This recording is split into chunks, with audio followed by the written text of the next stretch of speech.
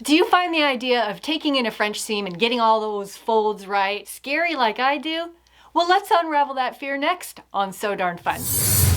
Hi, I'm Carrie and welcome to my channel. Don't forget to like and subscribe so you don't lose track of me. Before we do our actual alteration, I just want to define what I mean when I'm talking about a French seam. Now, normally a French seam is done on a very lightweight or sheer fabric, but I'm going to show the demonstration on some cotton fabric with a clear right and wrong side. The weird thing about French seams when sewing them is that you've got to place wrong sides together. So here we've got wrong sides together of this sample I've got going on here.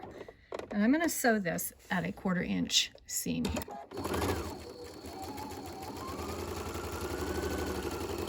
Next, I'm going to trim that seam away by about half, no more than half. And then what we want to do is turn it and put the right sides together and press. We want to make sure that this seam makes a nice crease.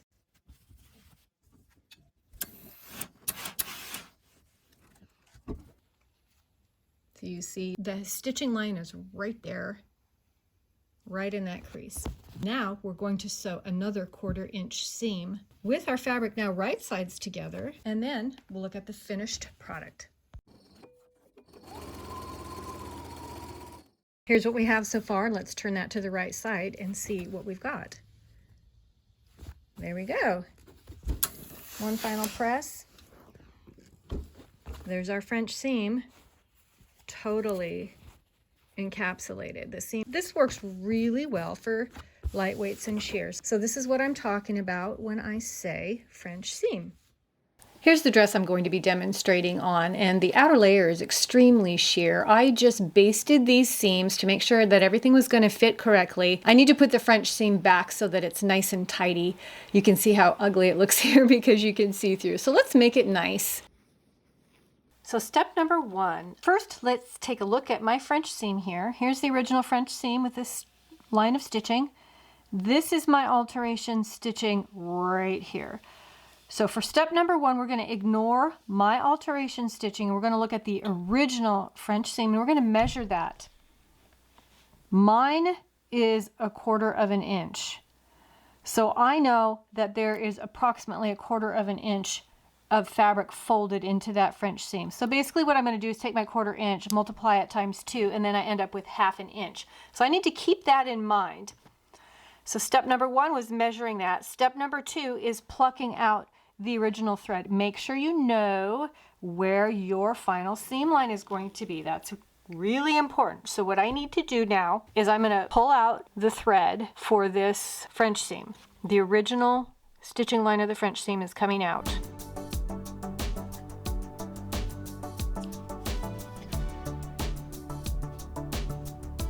Okay, the original French seam line is coming out. Now, what about this one that's holding the layers together? We're going to need to pull that one out too. So where my new stitching line meets the original right here, I'm going to go back at least 1 inch and I'm just going to get into that fold there and I'm going to pluck one of the threads and pull out that line of stitching also.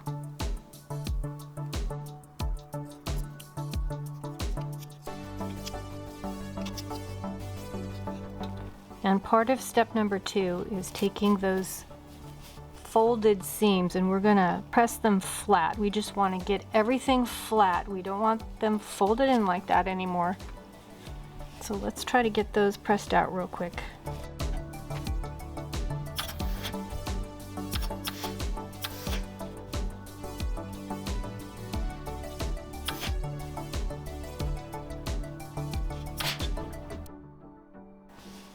Seams are pressed flat, nothing's folded, and you can see how it starts narrow here and kind of widens up here. So we know, because we figured out, that we need to have 1/2 inch seam allowance. So I'm going to measure 1/2 inch and mark all the way up 1/2 inch from my final stitching line here, or what will be my final stitching line. So I know how wide my seam allowance needs to be. And after I mark that, I'm going to trim that off.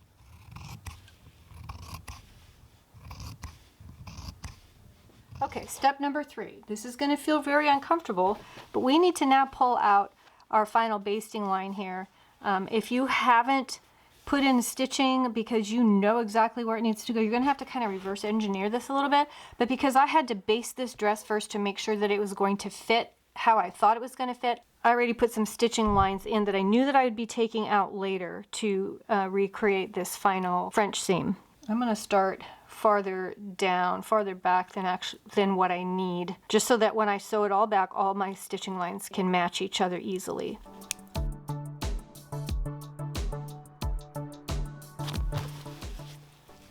All right, my stitching line is out. Step number 4, we need to place wrong sides together for our first stitching line. I know it's kind of counterintuitive. It feels weird to put the wrong sides together. This fabric, it's really hard to tell because it's very, very sheer. You can tell that the right side has this beautiful beading, and it's going to feel really, really kind of ugly to put the wrong sides together, but that's what we need to do. Wrong sides together, and in my case, because I had a total of 1/2 inch seam allowance with 1/4 inch little French seam fold, I'm going to stitch 1/4 inch from these raw edges. I want this area to be a little bit more flat so that when I stitch in there, I don't have curly edges that are going to fight against me. So I'm going to just press those a little bit.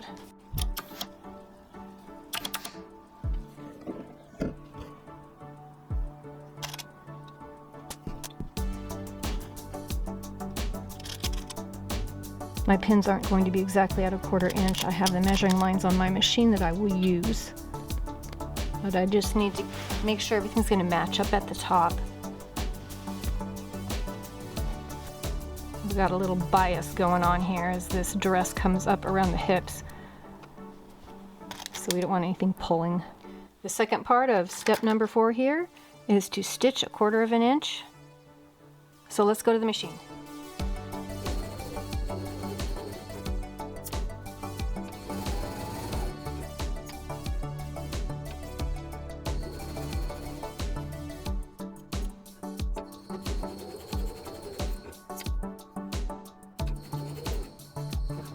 Here's the seam we just sewed, and it was probably a little hard to see, but at the bottom when we came to meet the original stitching was more toward the raw edge.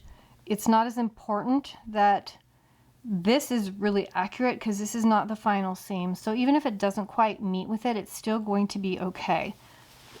All right, so there's our 1/4 inch seam. Before we turn it wrong side out, we want to make sure that when we sew this, when we encase this seam, that we don't have any little pokies sticking out onto the right side. So we're going to trim this back a little bit. I would say trim it no more than half, maybe even a little less than half of what the existing allowance is. So since mine is 1/4 inch, I'm going to try to trim away about 1/8 or so.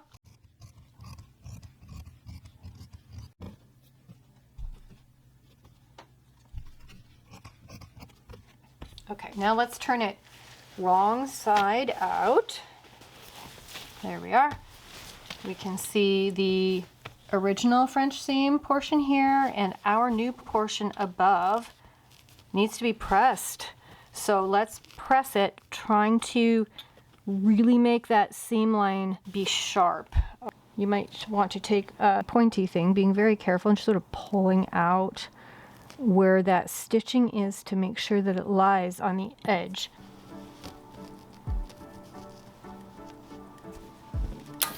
You can see here I am off a little bit, so I'm gonna, you see how the bottom layer is sort of folded out farther than the top. I want to make that nice and clean, so let's redo that part.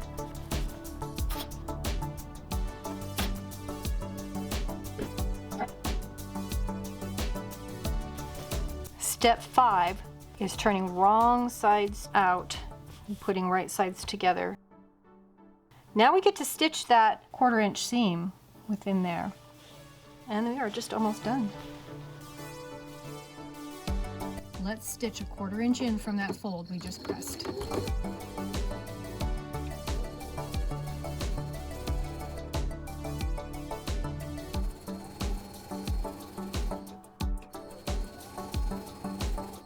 On this seam we can meet exactly to the original stitching, and it'll make a nice smooth seam here.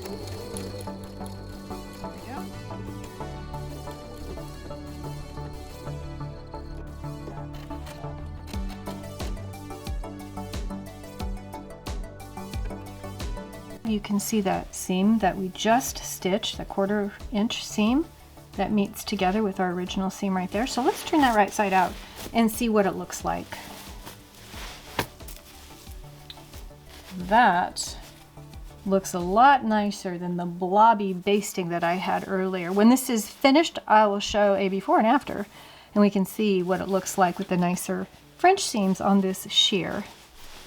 And there you have it. In just a few short minutes, you've learned how you can feel more comfortable taking in a French seam. Let's look at the comparison of the dress that I did with that very sheer layer of the before and after. When I just basted it is on this side, and it looks blobby like I explained before, but on this side over here, you can see how nice and neat that French seam looks under that sheer layer.